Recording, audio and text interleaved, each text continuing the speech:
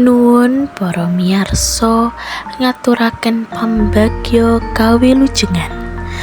Mugi jengandika sedaya dalasan kutrah kula wangsa tansah winantu ing karaharjan.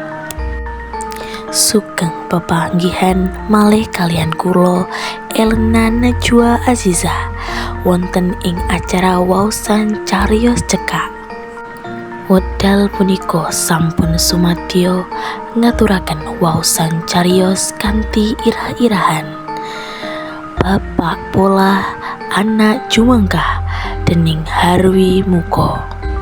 Mugi atur waosan cariyos punika katampi kanthi renaning penggalih.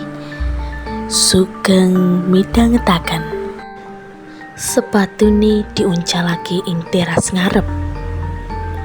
Cupin porselin kuwi sambat kumeprok ditinggal Prahas Jumangkah mlebu omah.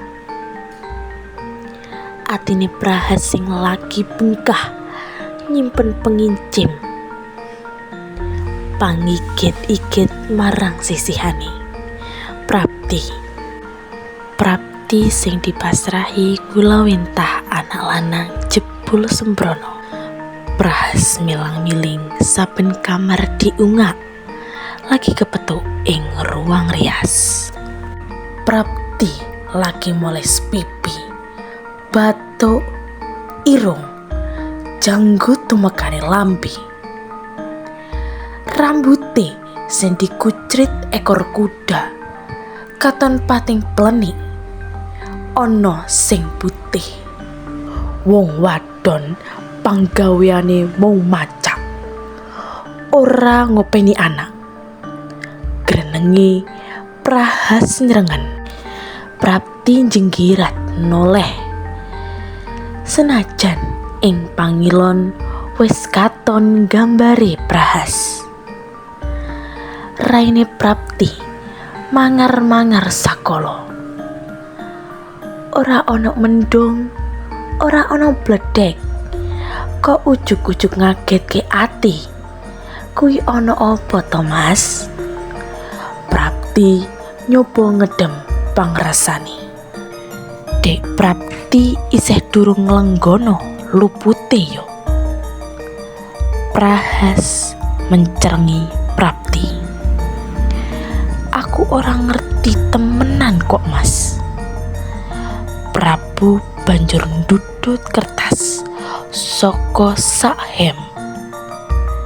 Kertas lempitan selembar kuwi tiba ing sandhure piranti rias. Opo Danang ora mbeset raine wong tuwa? Anggaran kanggo Danang wis tak brukne sampean. Lakok iki tagihan SPP mabur menyang aku. Banjur kepriye olehku pasrah Gulawentah Danang marang awakmu, Dek. Mas. Prapti jenggirat koyok kesamber bledek. Jane wis ora kurang-kurang olehku ngujo. Sapan jaluke tansah tak turuti. Yen nganti tumindak kaya ngono ing sekolahan, opo yo aku bisa nyipati? Opo aku kudu angon Danang ing sekolahane, Mas? Ora ngono maksudku. Awakmu rak bisa telepon menyang sekolahane Danang.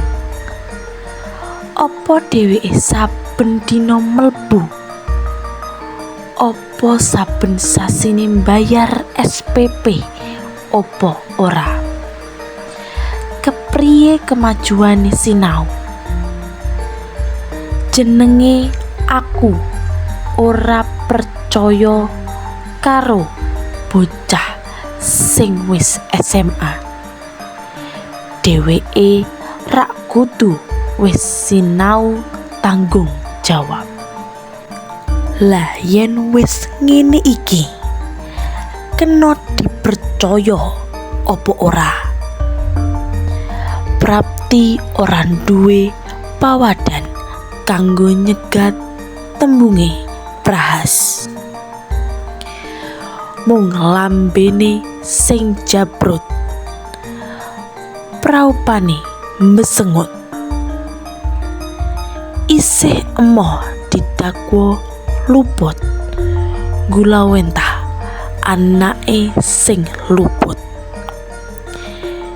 Kene yo ora Mas Prahas dhewe sing telpon menyang sekolahane Danang. Ora kudu wong wadon ta Mas sing ngurus anak. Lho, awakmu ngerti tadi yen pegawean akeh banget, repot meeting, konferensi utawa tugas dinas ing lapangan. Dek Prapti uga kudu mikir tekan semono, ora mung macak tok. Prahas njlentrehake. Wis Dek Prapti wae sing menyang sekolahane Danang, bayar SPP lan tunggakan urunan opo wae. Uga nyuwun ngapura marang kepala sekolah. Darto ra bisa dikongkon ta Mas, ora kudu wong wadon sing nandangi. Senteot. Prapti ngulangi Prahas sing wiwit dik mau durung mapan lungguh. Lho, opo Danang kuwi anake Darto? Ya ora, suarane wis ora ono njero kamar rias maneh. Yen ora, kene yo isih SMP. Danang entuk juara. Cita-cita olehmu kepingin nampa pialane. Bareng saiki apa menungso kuwi geleme mung nampa becike tok? Ya wis,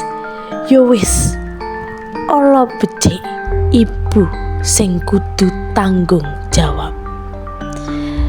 Prapti menyat nyamber tas cilik, banjur digantungake ing lengen. Dheweke bali ngadep pangilon, ngiyakinake riase sing durung matuk. Sandal jinjit 5 cm kanggo ganjeli tungkak. Metu saka kamar, mripate nyawang duit sagepit ing dhuwur meja. Duit disaut banjur dilebokake tas. Prahas sing lungguh ing sofa nyawang anyel. Mengko ana sekolahane Danang, ojo emosi. Pituture Prabu sinambi ndudut rokok sailir, banjur disumet. Wis ngerti, suarane Prapti nyentak. Suarane hak sepatu adu jobin kumeprok gawe risih kupingi Prahas. Nanging dheweke ora pengen komentar. Saka teras keprungu suarane Prapti, undang sopir Darto.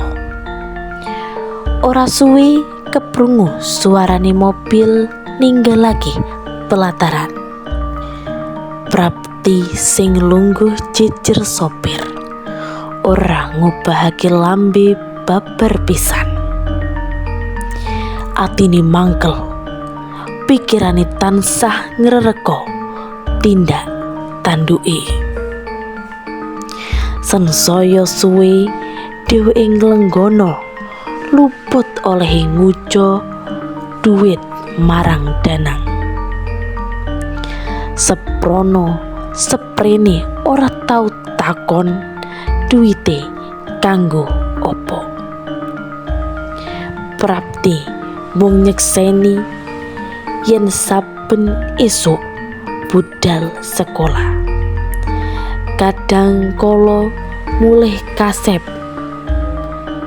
utawa pamit sinau nganti nginep ing omahe kancane.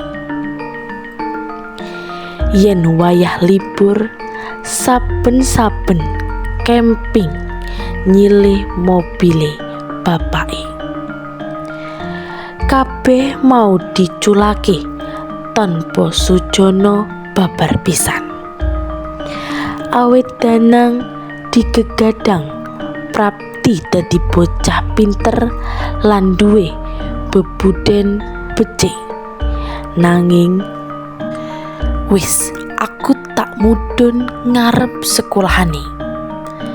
Prapti lagi buka swarane sakwise sawetara suwe mung mingkem. Prapti mudhun mlebu pelataran. Banjur takon satpam sing jaga regol. Sakwise nampa pituduh papane kantor kepala sekolah, Prapti banjur mecaki pelataran sing katon jembar ngilak-ilak kuwi. Saben lawang sing dilewati dideeng kanthi permati. Jebul wis diwenehi plakat dewe-dewe.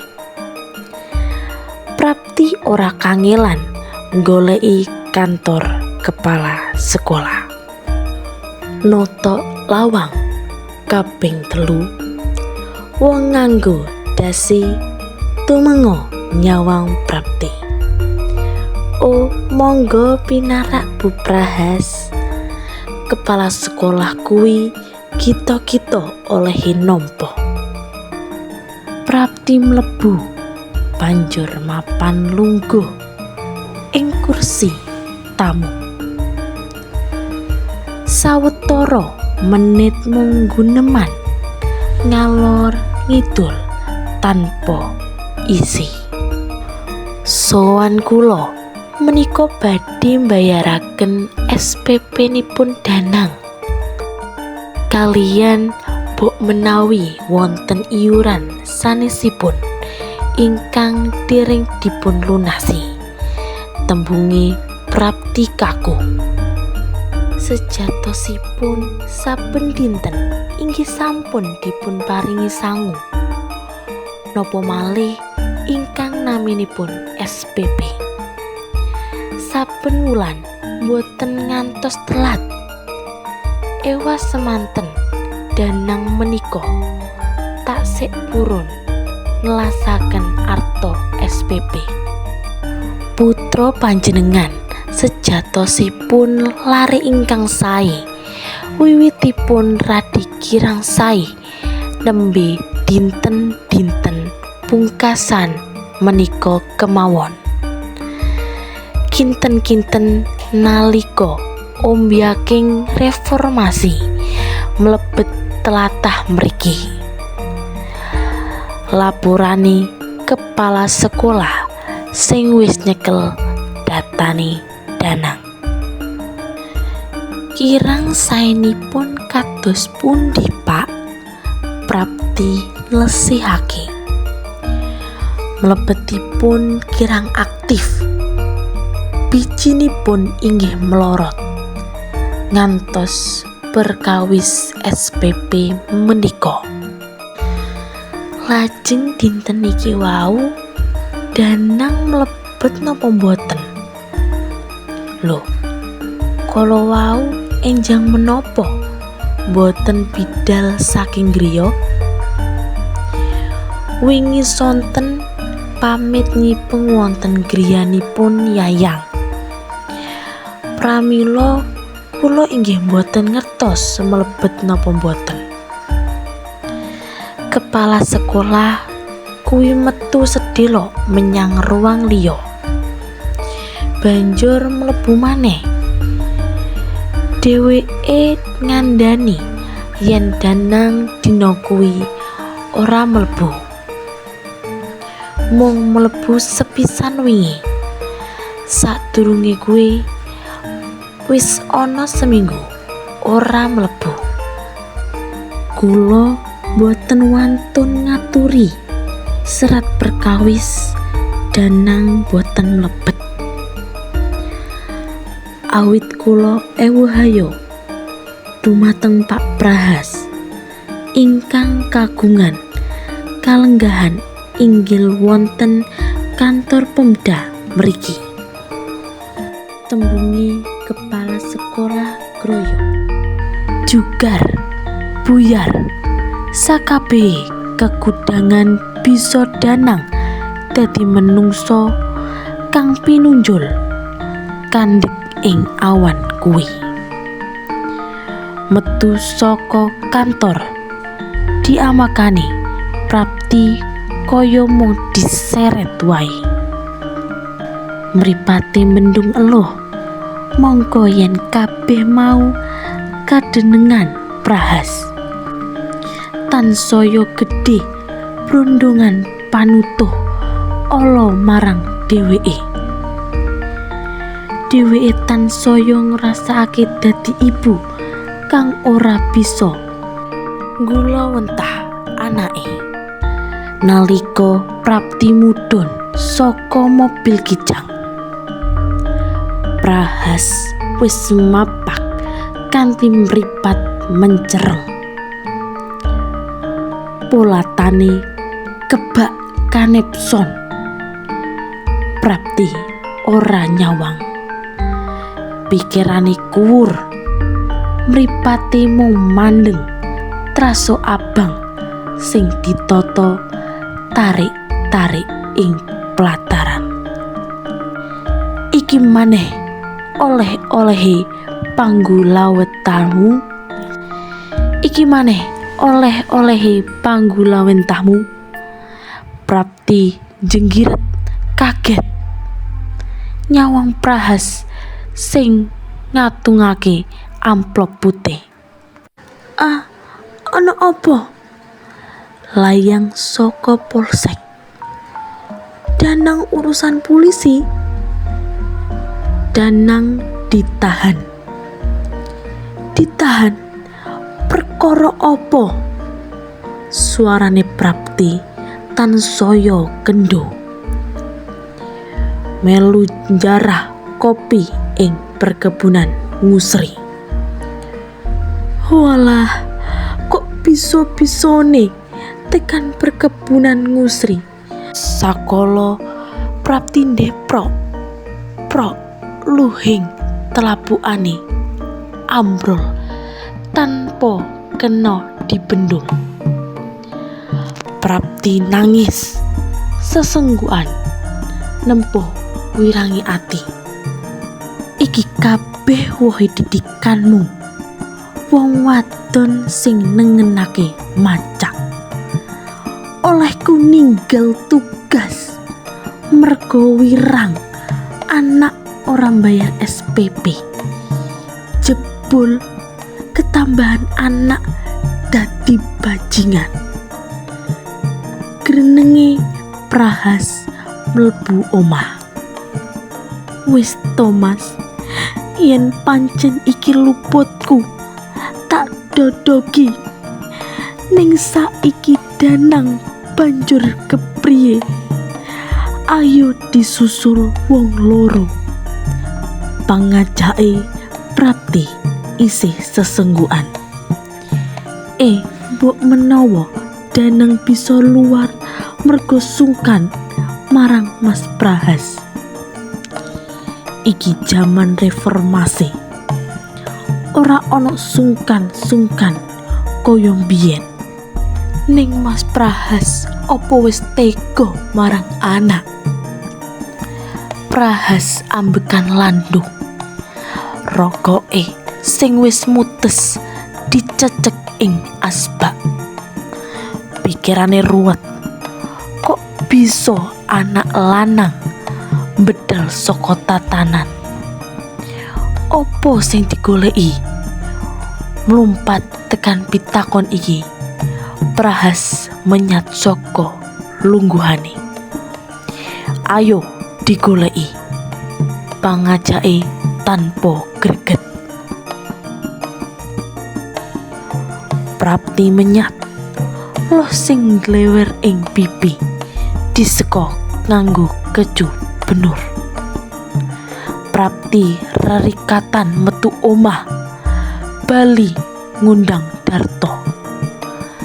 Prahas sing cumangkah anglo dipaido Prapti.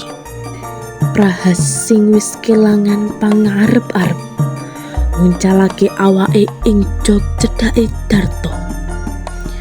Supir nutup lawang, mobil banjur ninggalake omah gedhong pinggir dalan protokol kuwi. Sakwise tekan polsek sing dituju, wong loro mudhun. Polisi sing piket wis tepung sapa Prahas. Mula nalika Prahas nyebut jeneng Danang, enggal wae dheweke menyat mengakoke lawang sel.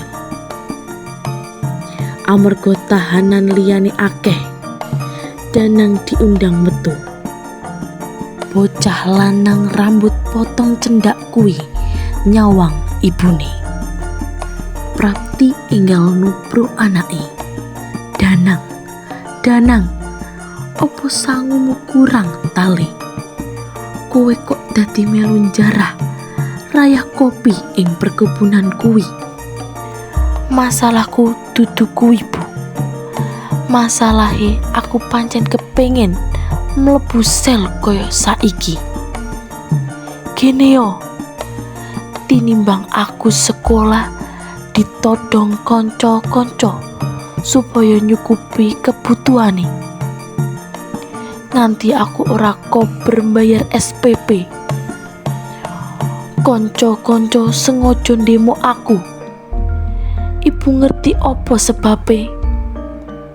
Bocah lanang kuwi ora ngatonake rasa susah. Prapti gedheg sinambi nangis sesenggukan ing pundake Danang. Kanca-kanca ngerti tindak tanduke bapak ana kantor. Minangka pejabat sing korup, bapak kalis saka ombak reformasi. Aku sing dadi sasaran. Mekaten menggah pungkasaning cariyos kanthi irah-irahan Bapak Pola Anak Cumangka dening Harwi Muko. Mugi atur waosan cariyos punika saged dados panglipur sawatawis. Kula nyuwun ngunging samudra pangkasami awit sadaya kakirangan dalah kalepatan anggen kula ngaturaken cariyos punika. Ing wasana kula nyuwun pamit. Mugi rahayu ingkang samya tinemu. Nuwun, matur nuwun.